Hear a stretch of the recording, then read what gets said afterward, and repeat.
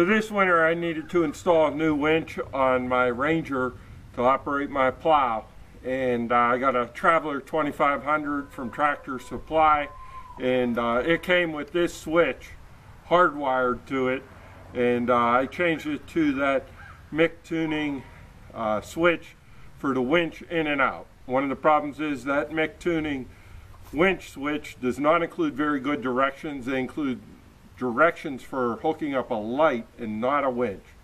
So I'm going to show you how to take this off, put that MIC tuning switch in.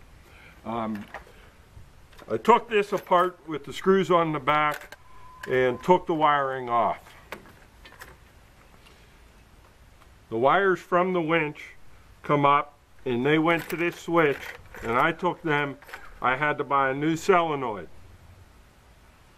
and I red and black from the winch went to two of the terminals on the solenoid, and the directions with the solenoid were very clear on how that goes. And then the red and black I hardwired to the battery. So these two wires run direct underneath back to my battery when I'm running. Then off the switch there are two wires that come into these two wires at the front of the solenoid. This turns it on and off, reverses the polarity with the motor so it goes in or out depending on which way you hit the switch. So now I'll take that switch out, and I also hardwired that switch, and I'll show you which wire goes to my battery terminal block here. This battery terminal block allows the lighting for the switch to be on. So we'll show you how that switch, I'll take that out and show you how the wiring for that was hooked up. Alright, this is a 7-pin switch. It's a rocker switch for in and out on the winch. But when you get the directions, they send you these directions. And these are set up for a light and not for the winch. So I'm going to show you how to connect this up actually to a winch using this. Now, on the back here, all these pins are numbered 1 through 7. This top one up here being the 7, that goes to ground. This black wire right here is going to go to ground. And then you have 1 and 3 on this side. 1 and 3, these red are jumpered together, and I put this to the positive terminal on my the positive on my terminal block.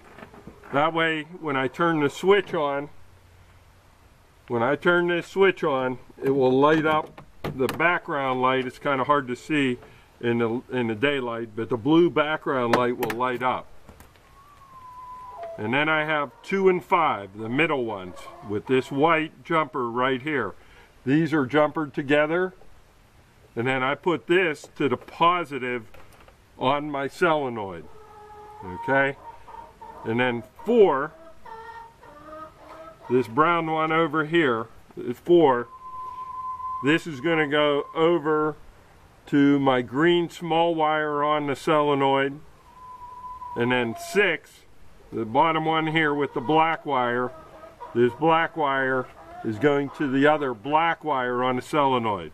So this brown and black one, 4 and 6, are going to the small wires on the solenoid.